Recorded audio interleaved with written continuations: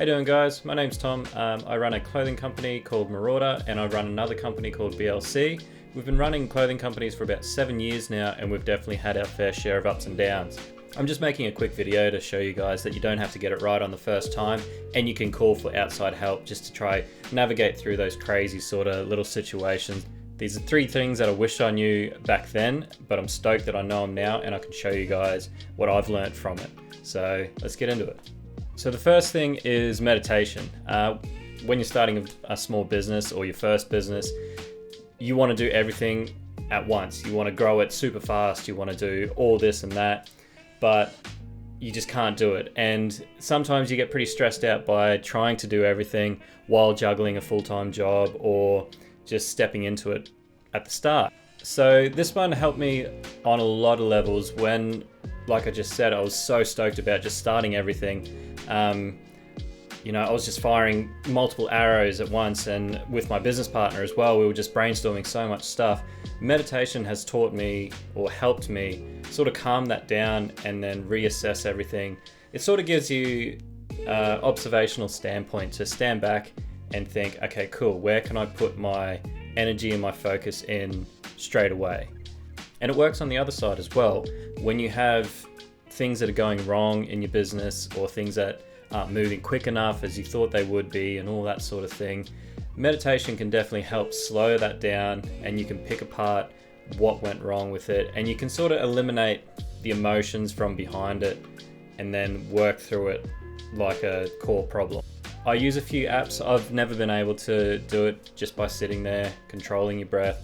As easy as it is, it's quite hard at the same time to just concentrate on your breath, because your mind does start to wander, and you're in a new business. You're thinking, okay, cool, I can do this, and this, or I need to do this, and this. So you need to be able to just slow that down at the start of your day, or at the end of the day, when you're just getting ready for bed, so you can actually have a restful sleep. I'm still struggling with that.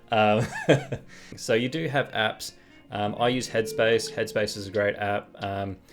They've constantly updated it where they're doing workouts now with meditation. They've got sleep music. They've got stuff just for if you're having a bit too much of a meltdown, basically.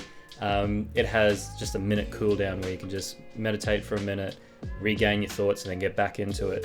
But I'm sure there's more apps out there that are like Headspace, and you can even check on YouTube if you need just an hour of peaceful meditation music, or if you need a guide for it.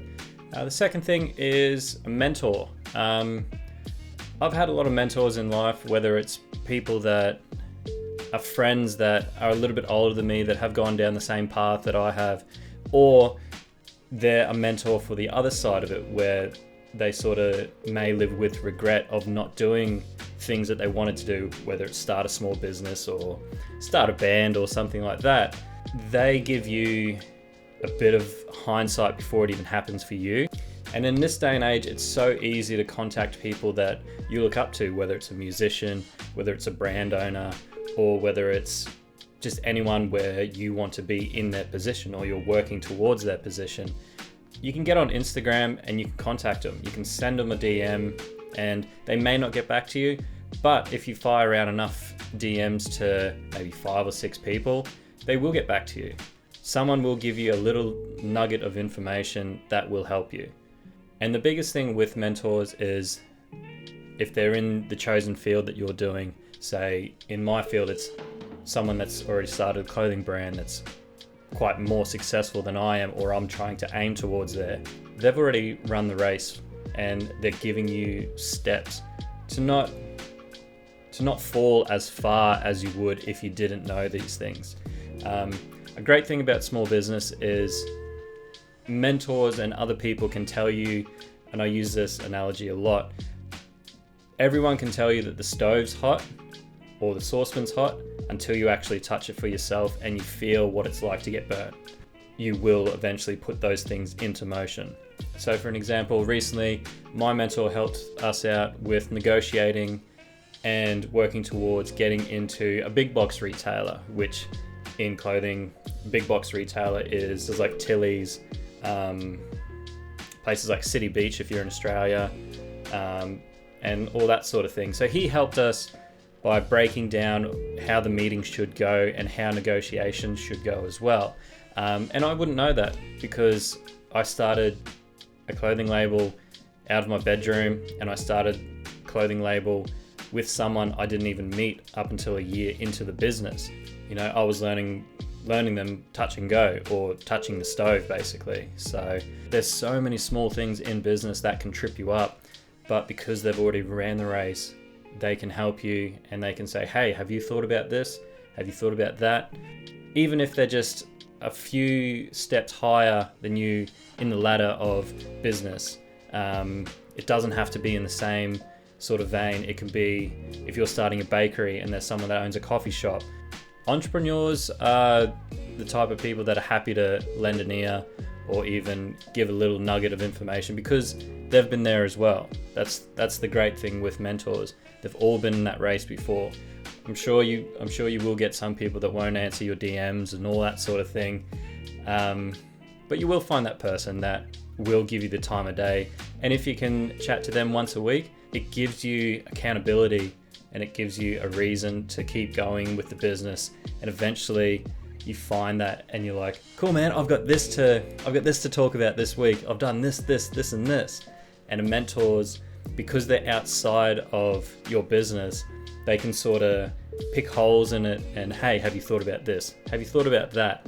And it would be things that you wouldn't be thinking of because you're in the fire. But because they've already walked through the fire, they can help you and steer you into a better location. And the final one is the 1% rule. And I know what you're thinking. You're probably like, dude, I've got a full-time job I need to take care of. I've got rent to pay. I've got bills that I need to pay. Where the hell am I going to find time to do a small business? I definitely had the same thing. I was working 12-hour days. And by the time I got home, I was exhausted. And that's the last thing I wanted to do was sit in front of a computer and do emails. But the 1% rule is even if you do one small thing a day, it works out to be 365 things in a year. It works out to be 7 things you've done in that week. You're doing small things every single day and it's helping you get there. It's helping you see the finish line. And it's hard, you know, it's when you're starting a small business, it is hard to sort of measure up to, okay, where is it successful? You know, where is I should be here or I should be there?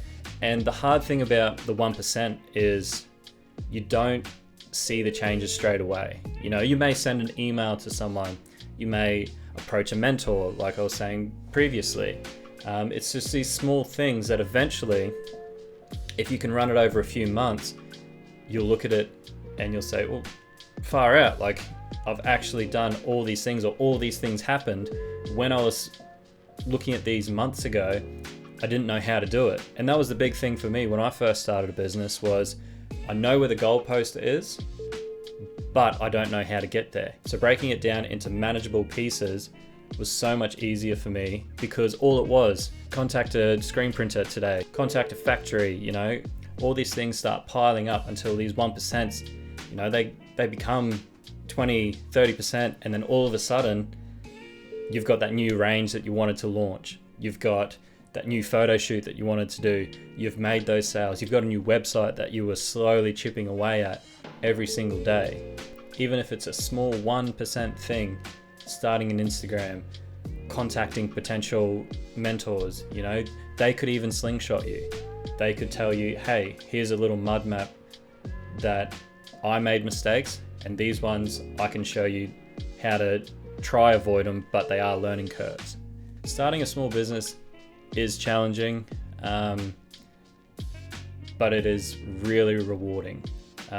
There's no better feeling than getting notifications that you've made a sale, or booking your first clients in to do appointments, or, you know, creating something that nobody else has ever thought of before, or putting a twist on it your way. If you're interested in seeing what my business does, I'll pop a link in the description. And if you're keen to see more videos like this, I've got a bunch of little stories of how we started, what mistakes we've made as well when we first started.